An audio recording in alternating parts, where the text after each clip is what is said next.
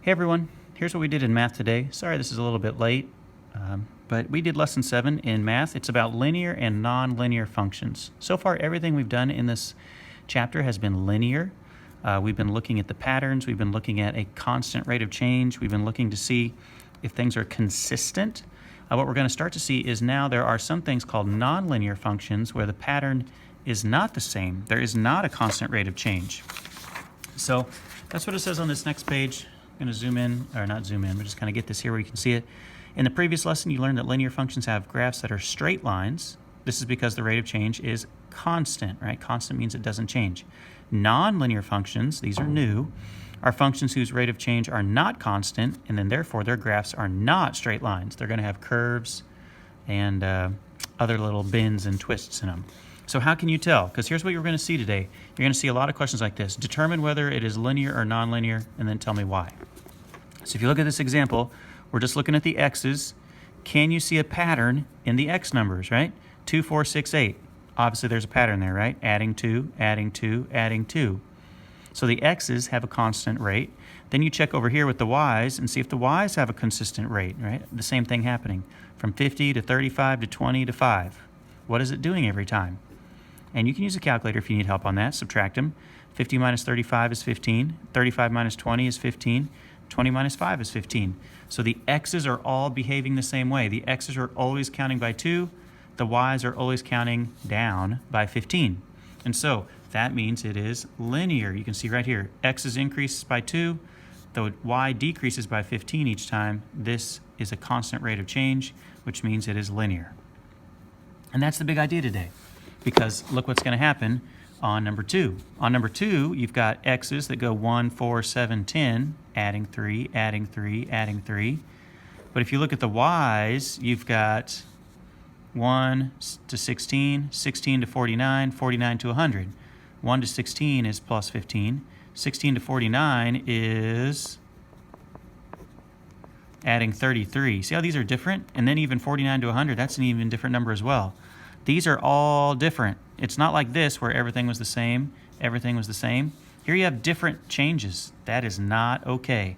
That means you have a nonlinear function. The x's were increasing by 3, but the y's were doing different numbers every time. And so whenever you have changes in your pattern here, it's not the same thing all the way down. You have a nonlinear function. And if you look, they graph the points. Look at this. It kind of makes like a curved shape. Almost like half of a horseshoe here if I drew a big horseshoe. So that's basically what we did today, and that's the main idea for today's lesson. Down here we did these example problems on letter A. It says determine whether it is linear or nonlinear, explain why. So if I'm looking at the x's, it goes 0, 5, 10, 15. 0 to 5, 5 to 10, 10 to 15. That's obviously adding 5, adding 5, adding 5 every time. And then I look at the y's, 20 to 16, 16 to 12, and then from 12 to 8, let's see, 20 to 16, that's minus 4. 16 to 12, that's minus 4. 12 to 8, that's minus 4. The x's are behaving all the same way. The y's are behaving all the same way. So this one is linear. I would put that over here, linear. What would be my explanation?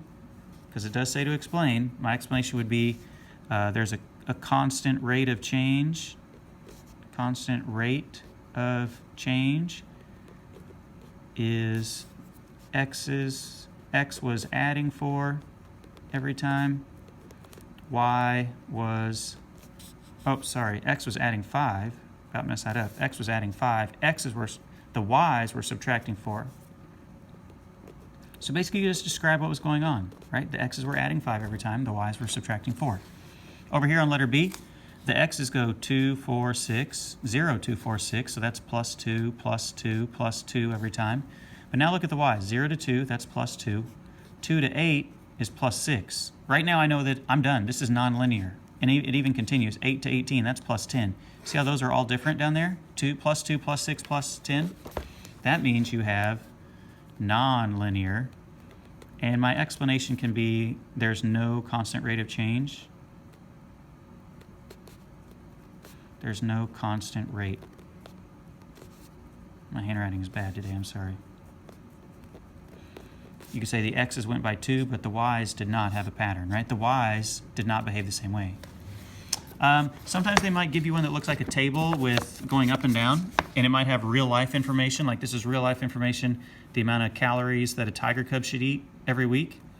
And so if they give you a table going up and down with actual labels of real life information, don't let that bother you. It's the same thing, right? 1, 2, 3, 4, 5, that's adding 1 every time. But then look at this, the calorie intake.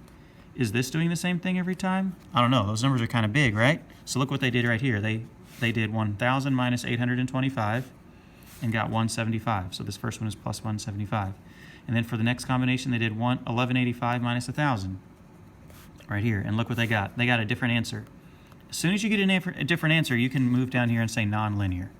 Now they actually did all of them. The next one was 135, the next one was 100. But as soon as you see a difference, you can go ahead and put nonlinear, right? Nonlinear, no constant rate of change.